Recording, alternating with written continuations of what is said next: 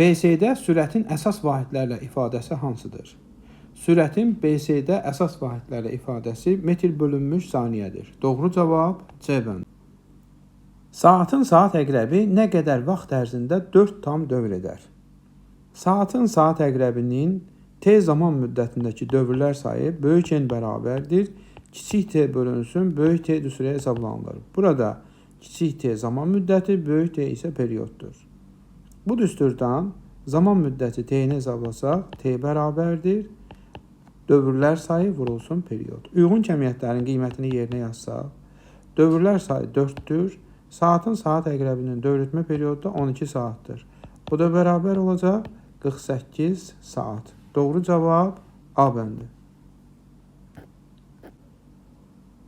F3 qüvvəsinin hansı qiymətində cismə təsir edən əvəzləyici qüvvə 2 Newton olmaqla üfüqi istiqamətdə sağa yönəlir? Şərtə əsasən bu üç qüvvənin əvəzləyicisi üfüqi istiqamətdə sağa doğru yönəlir. Bu isə o deməkdir ki, F1 qüvvəsinin modulu F2 və F3 qüvvələrin modulları cəmindən çoxdur. Əvəzləyici qüvvəni hesablasaq, F əvəzləyici bərabər olacaq F1 çıxılsın F2 üstəgəl F3. Belə ki, bu qüvvələr bir düz xətt üzrə əks istiqamətdə yönəldiyindən əvəzləyici qüvvə bu düstura əsasən müəyyən olunur. Kəmiyyətlərin qiymətlərini yerinə yazsaq, F əvəzləyici şərtə əsasən 2 Newtondur.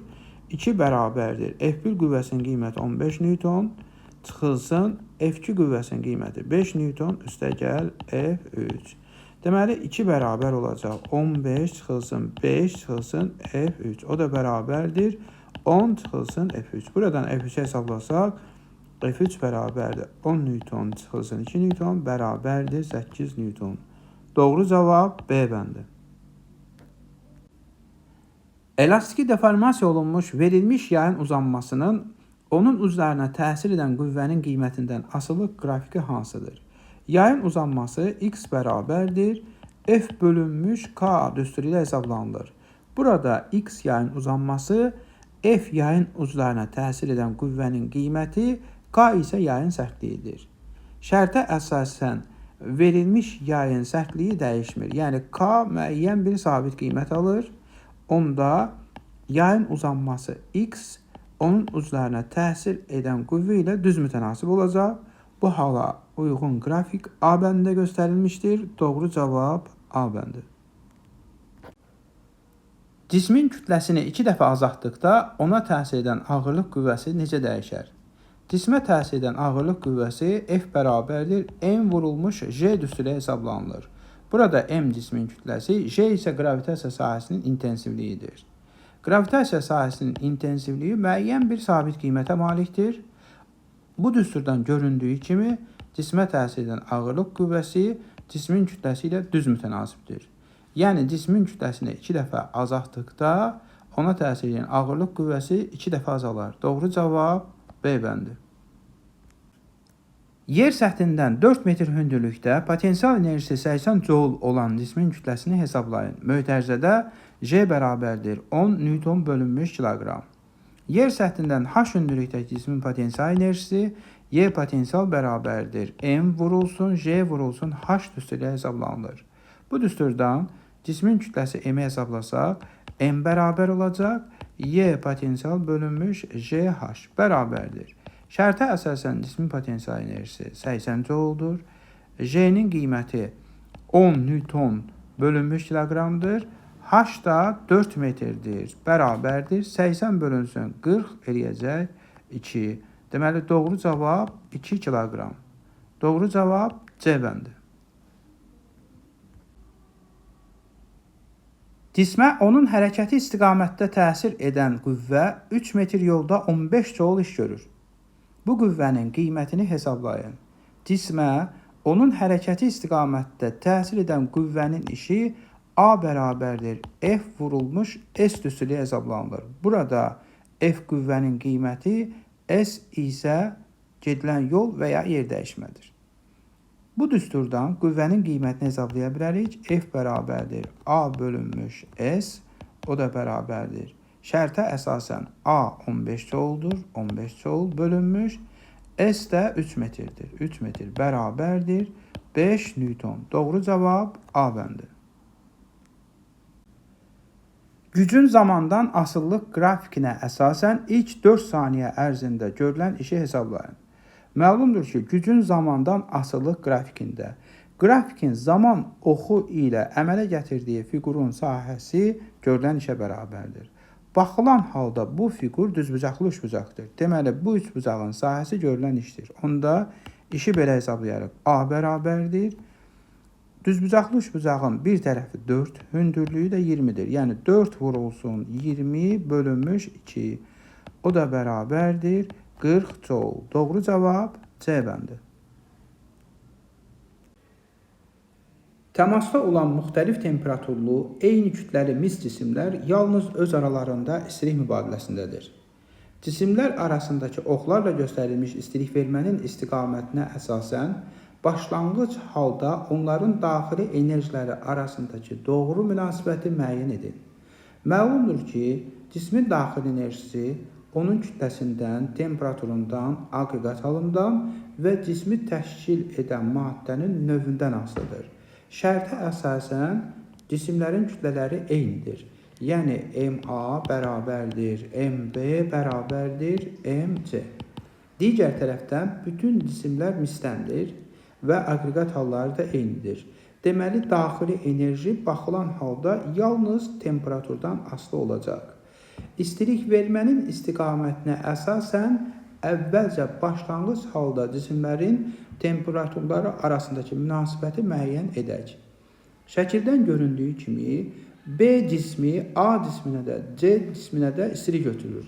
Başqa sözlə B'nin temperaturu həm C'nin həm də A'nın temperaturundan böyükdür. Eyni zamanda C cismindən A cisminə istilik götürülür. Yəni C cisminin temperaturu A cisminin temperaturundan böyükdür. Beləliklə B cisminin temperaturu böyükdür C cisminin temperaturundan, o da böyükdür A cisminin temperaturundan. Baxılan halda daxili enerji temperaturla əlaqəli olduğundan temperaturu çox olanın daxili enerjisi çox, az olanın az olacaq. Başqa sözlə B cisminin daxili enerjisi C cisminin daxili enerjisindən çoxdur, o da C cisminin daxili enerjisi də A cisminin daxili enerjisindən böyükdür. Doğru cavab D bəndi.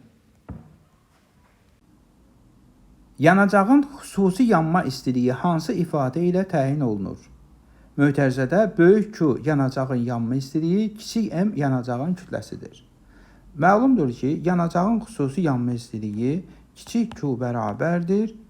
Yanacağın yanma istiliyi böyük Q bölünsün yanacağın kütləsi M düsturu ilə hesablanılır. Doğru cavab B bəndi.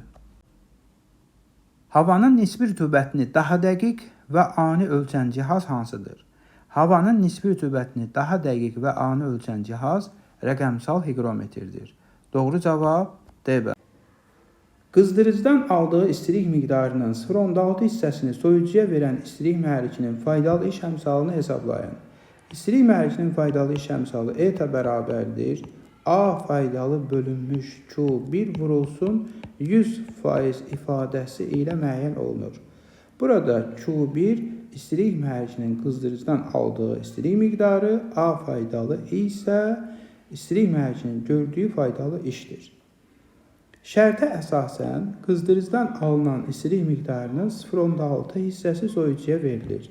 Yəni soyucuya verilən istilik miqdarı Q2 bərabərdir 0,6 Q1.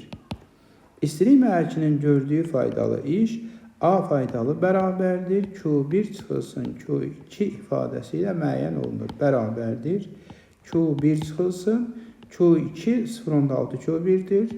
Yazırıq 0,6 Q1 o da bərabərdir 0,4 Q1.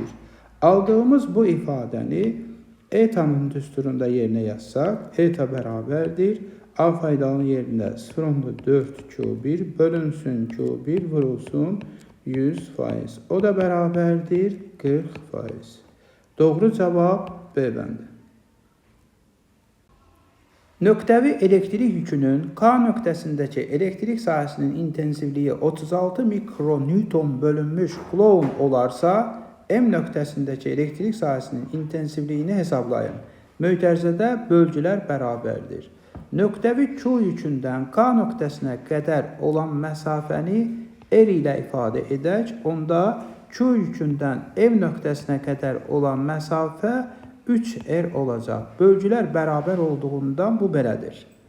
Nöqtəvi Q yükünün K nöqtəsindəki elektrik sahəsinin intensivliyi YK bərabərdir K vurulsun Q bölünmüş R kvadratı ifadəsi ilə müəyyən olunur. Şərtə əsasən K nöqtəsindəki elektrik sahəsinin intensivliyi 36 mikronewton bölünmüş kulondur.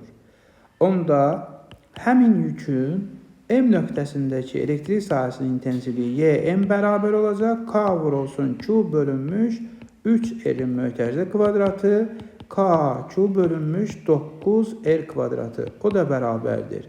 KQ bölünmüş R kvadratı YK olduğundan YK bölünmüş 9, YK da 36 mikronewton bölünmüş kulondur. 36'nı 9'a böləsək 4 olacaq. Yəni nöqtəvi elektrik yükünün M nöqtəsindəki elektrik sahəsinin intensivliyi 4 mikronewton bölünmüş kulondur. Doğru cavab D bəndi. Müxtəlif ölçülü iki metal sferadan birinci müsbət 16 nanokulon, ikinci isə mənfi 4 nanokulon elektrik yükünə malikdir. Bu sferaları bir-birlə toxundurub araladıktan sonra birinci sferanın yükü müsbət 5 nanokulon olarsa, ikinci sferanın yükünü hesablayın. Mötərizədə sistem qapalıdır. Məlumdur ki, qapalı sistem üçün yükün saxlanma qanunu ödənilir. Yəni, qarşılıqlı təsirdən əvvəl sferaların yükləri cəmi nə qədərdirsə, qarşılıqlı təsirdən, yəni toxunmadan sonra da sferaların yükləri cəmi o qədər olacaq. Q01 birinci sferanın yükü olsun. 16 nanokulondur bu, nanokulon. Üstə gəl, Q02 qarşılıqlı təsirdən əvvəl, yəni toxunmadan əvvəl ikinci sferanın yükü. O da mənfi 4 nanokulondur. Bərabərdir. Q1 birinci sferanın toxunmadan sonraki yükü 5 nanokulon.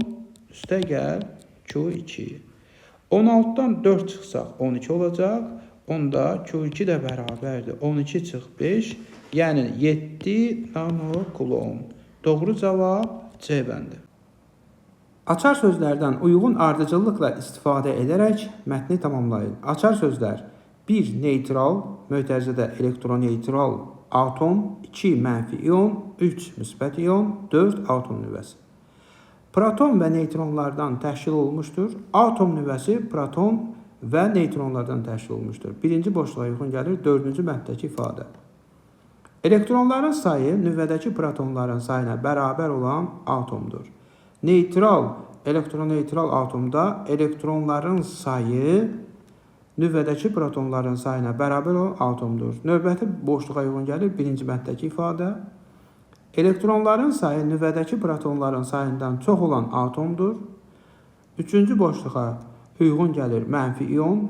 Mənfi ionda elektronların sayı nüvədəki protonların sayından çoxdur. Və nəhayət sonuncu boşluqda elektronların sayı nüvədəki protonların sayından az olan atomdur.